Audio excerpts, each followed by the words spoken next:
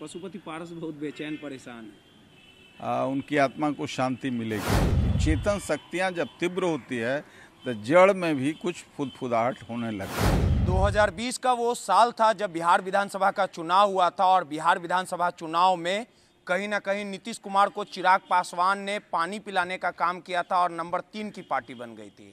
बिहार में 2 सीटों पर उपचुनाव हो रहा है और जिस प्रकार से लगातार जो लोजपा 2 गुटों में बटी थी और जो पशुपति पारस हैं वो लगातार चिराग पासवान पर हमलावर रहते थे, लेकिन चिराग पासवान ने हार नहीं मानी, लगातार जनता के बीच रहे।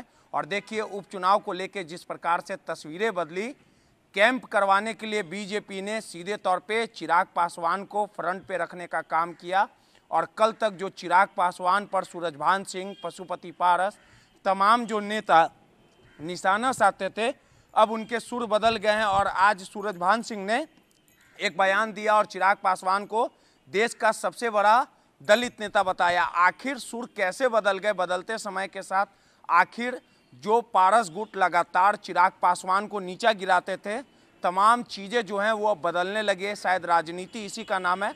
हमारे साथ पूर्व एमपी अरुण कुमार जी हैं, उनसे बात करेंगे और समझने की कोशिश करेंगे कि आखिर सुर क्यों बदल गए। सर, 2020 में नंबर 3 की पार्टी नीतीश कुमार को कहीं ना कहीं चिराग पासवान पछाड़ दिए, नंबर 3 की पार्टी बना दी है। लगातार नीतीश कुमार हमलावर भी रहते हैं। 2 सीटों में उपचुनाव है। पशुपति पारस उनके जो तमाम नेता हैं, पार्टी को तोड़ने का काम किया, चिराग को समाप्त करने का काम किया। अब देखिए बीजेपी दोनों सीटों पर जिस प्रकार से चिराग से कैंपेनिंग करवाया, रुख बदलने की बातें हो रही है कि चिराग के आने से दोनों सीटें बीजेपी जीत सकती है या मजबूत हुई है। अब सूरजभान सिंह बोल रहे हैं कि दलितों के बड़े नेता, आखिर हितैषी कैसे हो गए ये लोग आप लोग के? देखिए, राजनीति में चिराग पासवान ने जिस तरीके से चुनौतियों को लिया और वो बिहार की सत्ता पर जो बैठे हुए लोग थे, गड़ूर मार करके जंग लग गया था। चेतन शक्ति के रूप में चिराग पासवान चुनौतियों को स्वीकार किया और जब आदमी चेतन अवस्था में होता है तो जड़ भी बोलने लगता है।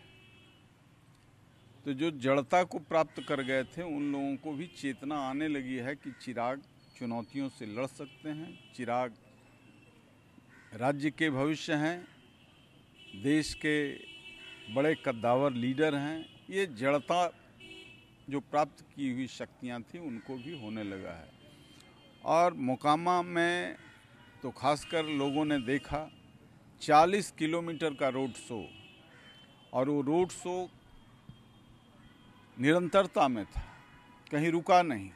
और कुछ तो इतने नौजवान जुनूनी थे कि 10-10 किलोमीटर तक दौड़ लगाए गाड़ी के साथ। तो यह बतला रहा है कि बिहार मांग रहा है चिराग को। ये तिकड़म से सत्ता में जो थे और तिकड़म से पार्टी को तोड़ करके चिराग को जो बुझाने की कोशिश कर रहे थे, उन लोगों ने महसूस कर लिया यह तो ज्वालामुखी हो गया है। चिराग जिसको बुझाने का तिकड़म नीतीश कुमार के नेतृत्व में हुआ, वह ज्वालामुखी हो गया है। और जितने पापी हैं, जितने बिहार के साथ अपराध हुआ है, इस नेतृत्व को जलाने की क्षमता और सृजन का नया इतिहास लिखने की क्षमता चिराग में है। नहीं, लेकिन सबसे बड़ी विडंबना है सर कि ठीक है मनीष कुमार निशाना साधते हैं, चिराग पासवान भी नीतीश कुमार को कहीं ना कहीं पछाड़ने का काम किया, लेकिन पशुपति पारस ने जो तमाम मर्यादा थी, जो बयान था, उसके हद तक पार होने का काम किया। क्या नहीं किया? रामविलास पासवान ने तमाम अपने भाइयों को सदन में भेजने का काम किया, एकजुट बनाए रखा, लेकिन चिराग के साथ जो भी व्यवहार किया गया, इस पे तो पशुपति पारस पे क्या कहेंगे आप लोग? मैं तो कह रहा हूँ कि ये जड़ लोग हैं, जड़ता को प्राप्त कर गए थे। तो चेतन शक्तियाँ जब तीव्र होती है तो जड़ में भी कुछ फुदफुदाहट होने लगता है। अब ये लोग भी महसूस कर लिए हैं कि चिराग ही असली पावर और विश्वास का केंद्र है। चिराग से ही बिहार के विकास का, परिवर्तन का, सृजन का काम हो सकता है। इसलिए मान रहे हैं, मान गए, ये खुशी का विषय है। आप लोग साथ हैं, अब पारस गुट के साथ अब आप लोग रहिएगा। अब साथ का कहाँ है, साथ तो वो दे रहे हैं, तो साथ लेने में क्या हर्ज है। लेकिन एक दिन ये भी था कि जब चिराग पासवान जो रामविलास जी का बंगला था वो बीजेपी ने खाली करवाया और जिस प्रकार से बंगले के सारे सामान फेंके जा रहे थे, उस समय बीजेपी को ये नहीं दिखा था कि चिराग पासवान के जो पिता हैं वो कहीं ना कहीं मेहनत करने का काम किए, धरातल पर काम किए। लेकिन अब हालात देखिए कि चिराग के घर के बंगले को जो बीजेपी ने खाली करवाया था, चिराग उसी के पास चले गए। तो इसका मतलब है कि दोनों नीतीश कुमार ब्लैकमेल कर रहे थे बीजेपी को भी समय पर याद आ गया कि असली हीरो चिराग पासवान हैं, नकली हैं। उनको पता चल गया कि हमारी ताकत से नीतीश कुमार है, चिराग पासवान नीतीश कुमार की ताकत से नहीं है। इसे अभी भी नीतीश कुमार जी को वहम है। उन्होंने कहा ना कि हमने मदद की रामविलास पासवान को। तो राजनीति में जब जन्म नहीं हुआ था नीतीश कुमार को, तब गिनीज बुक ऑफ रिकॉर्ड्स में रामविलास पासवान चिन्हित हुए थे। 77 में इनकी राजनीतिक जन्म नहीं हुई थी, 77 के लहर में भी चुनाव हार गए। मतलब भूल हो गया था बीजेपी से जो बंगला खाली करवाया था, आप ये मान रहे हैं? बिल्कुल, नीतीश कुमार ने ब्लैकमेल किया बीजेपी के लोगों को। उनको एहसास हुआ, और कोई आदमी जब गलती मानता है, और बिहार में हमारा मुख्य जो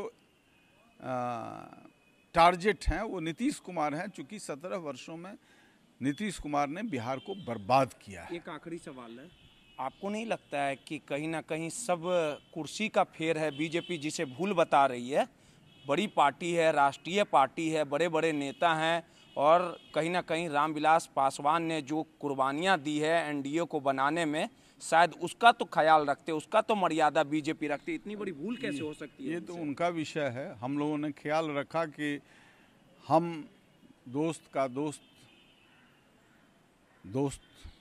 और दुश्मन का दुश्मन दोस्त।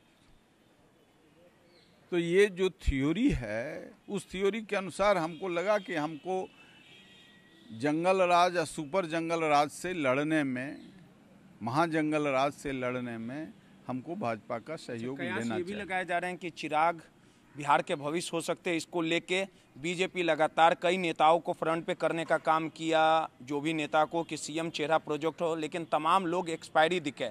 लास्ट में जब उनका चेहरा नहीं मिल पाया तो लगा कि हाँ, चिराग में वो बात है। कहीं ऐसा तो नहीं है कि आने वाले समय में बीजेपी चेहरा मान ले मुख्यमंत्री का चिराग को? ये भविष्य में है, लेकिन निश्चित तौर से चिराग का जो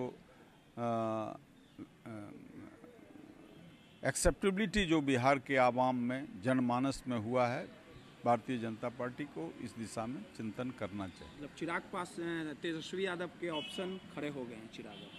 अब किसी के ऑप्शन नहीं है, किसी के ऑप्शन नहीं है। बिहार में विकल्प के रूप में चिराग पासवान हैं। इनमें क्षमता है, इसमें काबिलियत है, एबिलिटी है, डिजर्व करते हैं कि बिहार को इस अराजक की स्थिति से निकाल करके नए हो गई है चिराग के आने से। अब उल्टी है कि सीधी है, ये तो नीतीश कुमार उनको बताएंगे। पशुपति पारस बहुत बेचैन परेशान है, उनकी आत्मा को शांति मिलेगी।